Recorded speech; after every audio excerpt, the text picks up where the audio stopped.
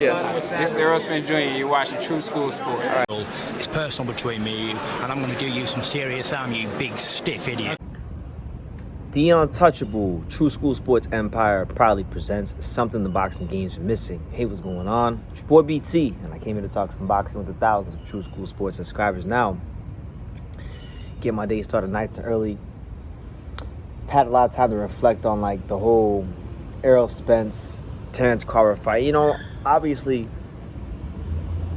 I'm a Terrence Crawford fan, but what most people don't realize is before all this nonsense started with Errol Spence and Terrence Crawford, the fight being delayed all these years, I was also a very big Errol Spence fan. That's why I have an Errol Spence intro on my channel. If you don't know, if you guys also saw the beginning of this video. But I wanted to take some time to really, give Errol Spence his flowers, man. First and foremost,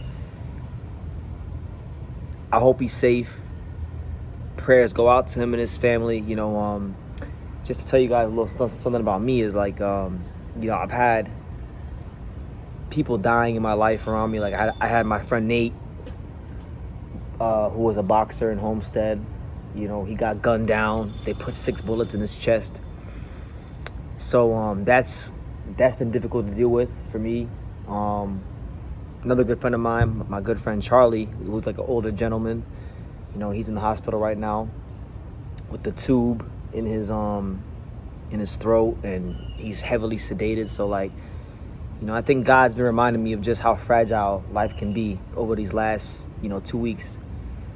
So I say those things to say that when a fighter like Errol Spence goes in the ring with that kind of pressure on his shoulders, reputation on the line, millions of dollars at stake, your whole legacy in boxing, everything you worked for as a kid, it's on the line.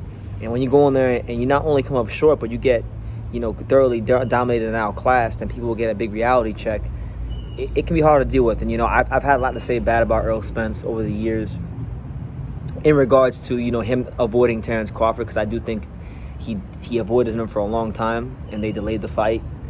But that's all old news. That's in the past. He got him. The important thing is he got in the ring with him, and all I can say is this, man: respect to him, because when he was getting his ass tore up and beat up, I saw him trying his best, trying to do what he could, and he continued to fight. He didn't quit. He got dropped. He got back up and he kept fighting to the best of his abilities, and that's all you can do in life is fight to the best of your abilities. So he's a true warrior of the sport. A loss to Terrence Crawford in a big fight, it doesn't change or diminish any of his accomplishments. And while I am celebrating the Terrence Crawford win, and I'm making commemorative pictures with my boxing prediction because I got it right, while I'm doing that, let me also be humble and let me take the time to respect Errol Spence, because when in any big fight, name any big fight in history, it always takes 2 to tango. In order for one fighter to show his greatness, he has to have a worthy and willing combatant, and that worthy and willing combatant in this case was Errol Spence Jr.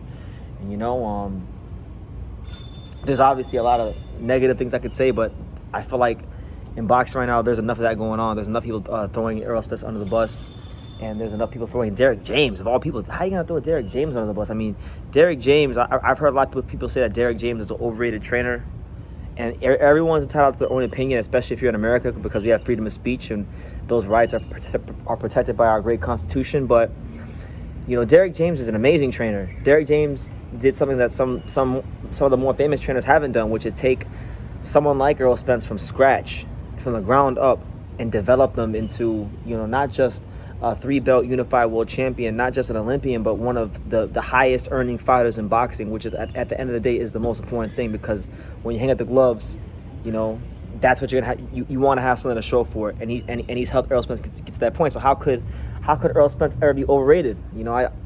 I don't think he's on Terrence Crawford's level. I do think his fans overrated him, but I'm not gonna sit here and diminish everything he's worked for his whole life because Terrence Crawford beat the crap out of him. There's still, a lot to be proud of, and I hope Errol Spence keep his head up. I hope Errol Spence family comfort him at this time. I'm definitely praying for him, as I've been praying for all these people in my own life that have been you know, passing away and stuff. So, yeah, it's no hate here. No hate, no trash talk. I just hope that he's okay. And, you know, I don't want to see him in a Terrence Crawford rematch. If he's going to continue to box, I feel like he should do the Keith Thurman fight or maybe explore a future 154. But if he never boxed again, like if Errol Spence never boxed again, guys, you will have to refer to him as such, which is 3-belt unified champion, U.S. Olympian, and a guy that was good enough to challenge for the undisputed title. You know, a lot of boxers can't even say, forget winning a world title and forget becoming a unified champion. How many boxers can say they just challenged for the undisputed title, let alone winning it? And he got to that point, so for that, I respect him. And funny enough, I'm gonna tell you guys this before I end the video. I was just telling one of my friends this. I said, you know, back in 2016 when I was 21 years old, I went to New York City for the first time in February. The first time I went to New York City was February 2016. And I went there to go cover the Terrence Crawford Hank Lundy fight.